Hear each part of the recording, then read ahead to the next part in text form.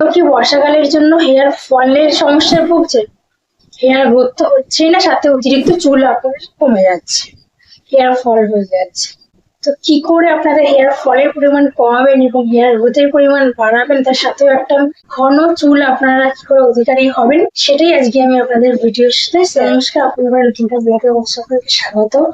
আমি hair care এবং skin কেয়ারে নানা রকম ভিডিও আপনাদের শেয়ার করে থাকি। আমার ভিডিও যদি ভালো লাগে please like, share, comment, subscribe my channel. যদি ফেসবুকে দেখে থাকেন অবশ্যই ফলো করে দেবেন। বর্ষাকালে তো বৃষ্টি তো পড়বেই, তার সঙ্গে আর্দ্রতা চেঞ্জের কারণে আমাদের বর্ষাকালে চুল ঝরে যাওয়ার পরিমাণটাও বেড়ে যায়। কিন্তু চুল ঝরে যাওয়ার পরিমাণটা বাড়ে গেলে সেটাকে কি করে কমাতে হয় সেটাই আজকে আপনাদের সাথে শেয়ার করবো।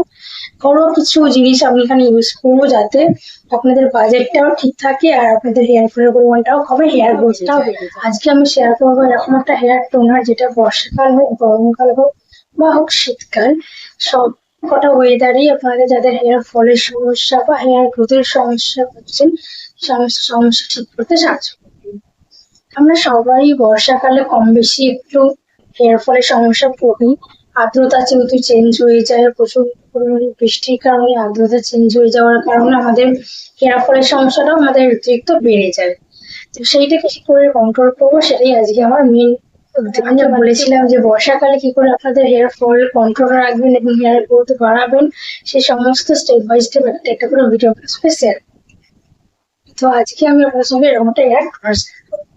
ফার্স্টে আমি এখানে চাল নিয়ে নিচ্ছি। যে কোনো আপনারা যে চাল আপনারা ভাত খান সেই চাল আপনারা নিয়ে নেবেন।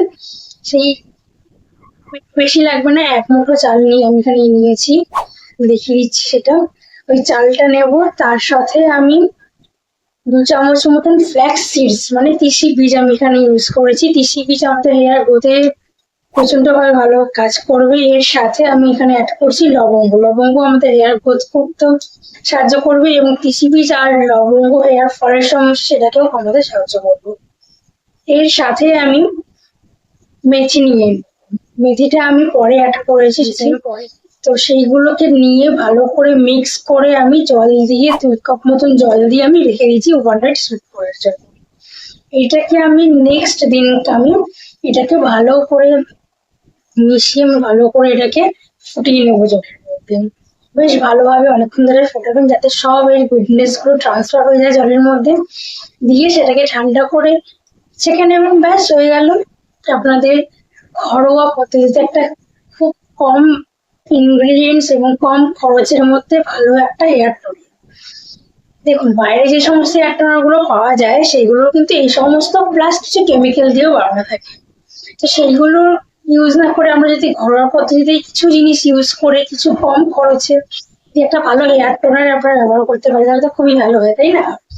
তাই আজকে আমি এই বাজেট ফ্রেন্ডলি হেয়ার টোনারটা আপনাদের সঙ্গে শেয়ার করলাম। আমরা জানি যে লবঙ্গ হেয়ার ফল কমাতে এবং হেয়ার গ্রোথ বাড়াতে, হেয়ার ফলিকলস আমাদের ঠিকভাবে ব্লাড সার্কুলেশন বাড়াতে সাহায্য করে, যার ফলে আমাদের হেয়ার গ্রোথের পরিমাণ ভালোভাবে বেড়ে যায়।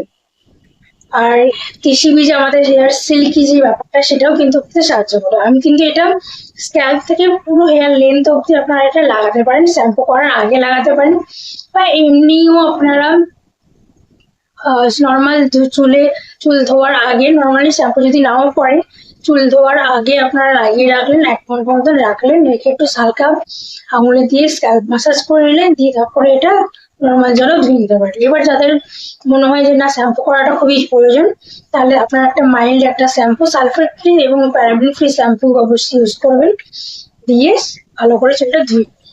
ব্যাস, এটাই আপনারা সপ্তাহে 2-3 বার ইউজ করবেন, 3 বারও দরকার নেই, 2 বার ইউজ করবেন, তাহলেই যথেষ্ট ভালোভাবে কাজ করবে।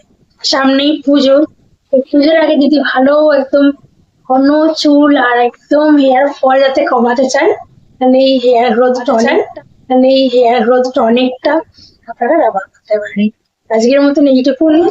ভিডিওটা ভালো লাগলে please like, share, comment, subscribe my channel. আর অবশ্যই যদি ফেসবুকে থাকেন তাহলে অবশ্যই ফলো করতে। দেখা হচ্ছে আমার নতুন কোনো ভিডিও।